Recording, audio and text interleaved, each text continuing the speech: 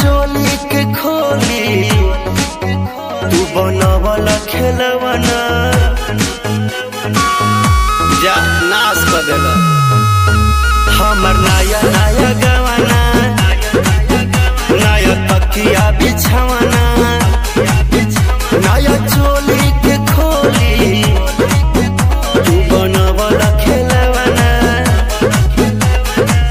नया नुहर जानी बनी एक चोर राजा तेरा कमर बड़ा तोड़ राजा तानी जाई ना बहरिया टूटता बदन पोरे पोरे राजा तानी जाई ना बहरिया छोड़ा दी होई गईले भोरे राजा तानी जाई ना बहरिया खाई गईला उठल लिया तोरे दिल कन बलिया काटे पोरे राजा तानी जाई ना बहरिया छोड़ा दी होई गईले भोरे राजा तानी जाई ना बहरिया हॉकी ना महाराज रात भर सुतबे न कहीं है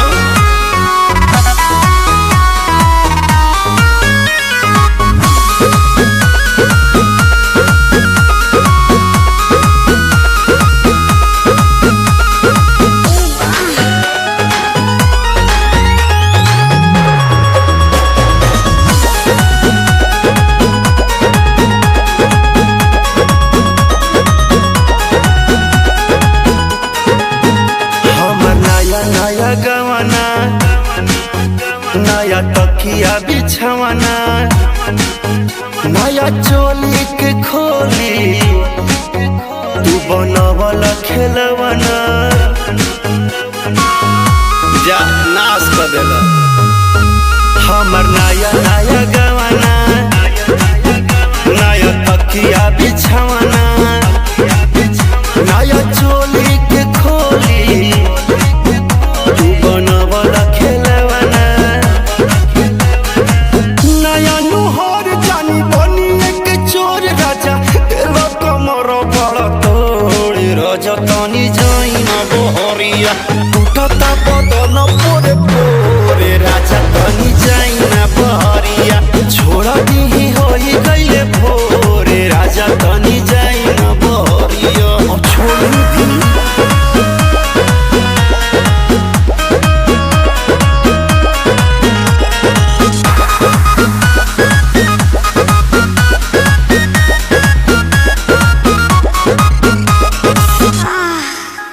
खाई गईला उठल लिया तोरे दिल कन बलिया काट लेला बरियारी हमर से क्या क्या किया रोक दिया पुता के पिया क्या किया रोक दिया पुता के पिया क्या किया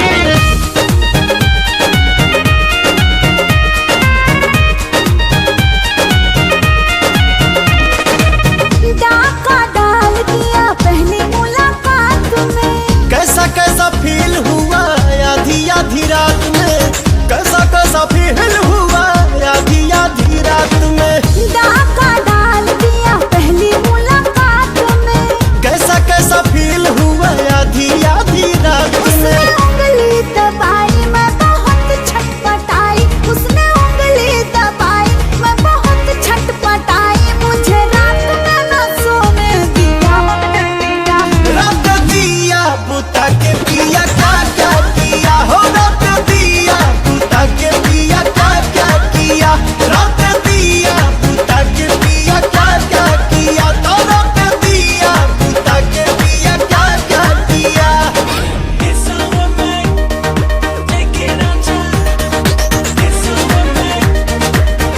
पर हम अपन प्यार के गुमनाम ना होके देव हम रउआ के हासिल करके रहब कुछ ना हासिल कर पाई तू अग्नि के साथ फेरा लगा के मुना के मांग भर ले बानी रउआ हमके झुटलाई मत भले पल भल खाती रह सही पर रउआ हमरा प्यार में दुनिया भुला गई रही गलती इंसान से ही होला। रात में जौन भी भाई वो खाती हम खुद शर्मिंदा बानी। वो बात के हम भूल गई नी, तू भी भूल जा। इस जन्म में हमनी के मिलन संभव नहीं खे। हमार शरीर में लहू बन के दौड़ेला हमार इश्क। अभी जान गहला पे ही जाई। अपना मर्जी से मौत के मुकद्दर मत बनावा। जिंदगी जिए के नाम है। केहू और से शादी कर ला। केहू और से शादी कर ली? अरे पति के रूप में केहू के मान ले बानी त रहुआ के, भगवान के रूप में केहू के पूज ले बानी त रहुआ के। हमार मोहब्बत दास्तान है, कोनो चुटकुला ना जे हंस के भूल जाए।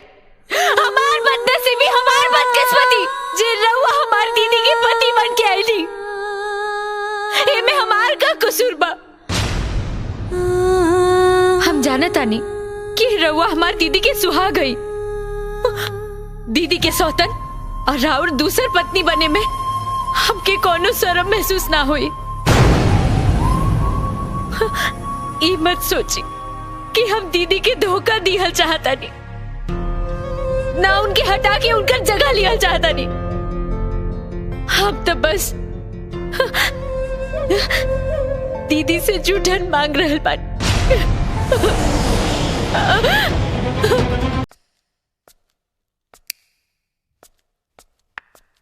जीजा जी काहे टेंशन में बानी? का बताई, इतना सारा फिल्म के डेट, गाना के रिकॉर्डिंग, डबिंग, ऊपर से सोप, ये सब टाइम मैनेज करे में तनी दिमाग हैंग होता। इतना सारा ओठ पर लिपस्टिक लगा के का इरादा बा? दैट जीजा जी। वाह।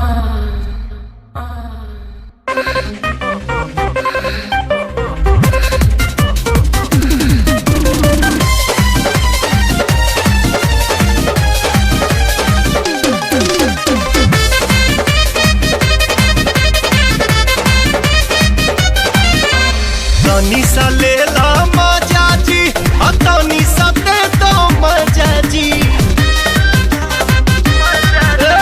तनी सा ले ला मजा जी, तनी सा दे दो मजा जी। धाके दोनों कलैया हमर ललैया चूसोए राजा जी। धाके दोनों कलैया हमर ललैया चूसोए राजा जी।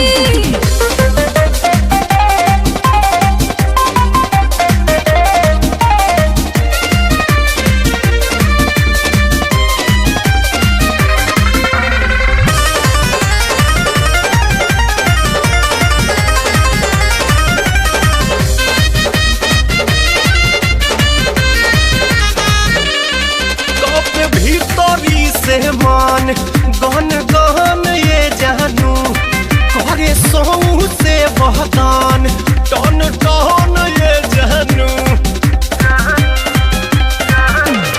भइल बानी हम तबाह बस आह भर के।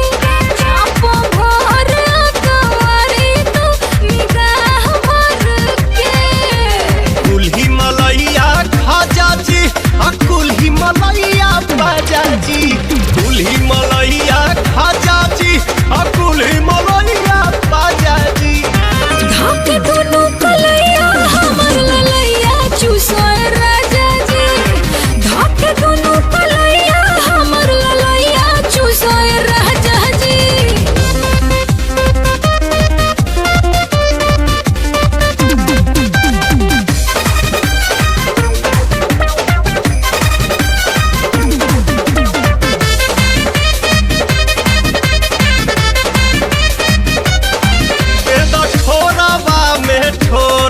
रस भोग मिली हो जब हिले लागी बॉडी, इंदर लोक हिली हो।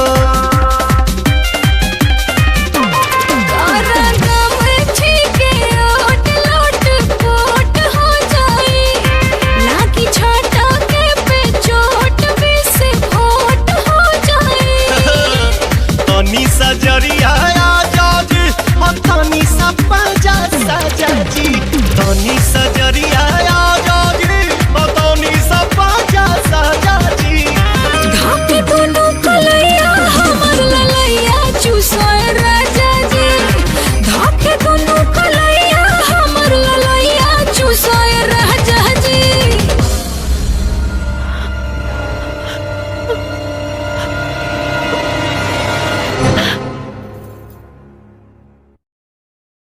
गोर लागतानी बाबूजी।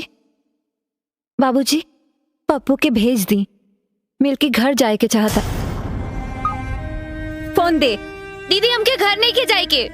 नहीं खे जाए के मतलब मेहमान नवाजी का भी एगो हद होला। नहीं खे जाए के बोलत तो जाए के नाम नहीं खोले। मोना, ई कौन बोले के तरीका?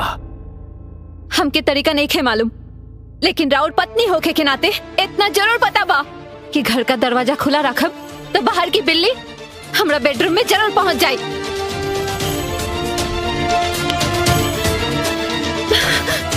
जाए दियो ओकरा के।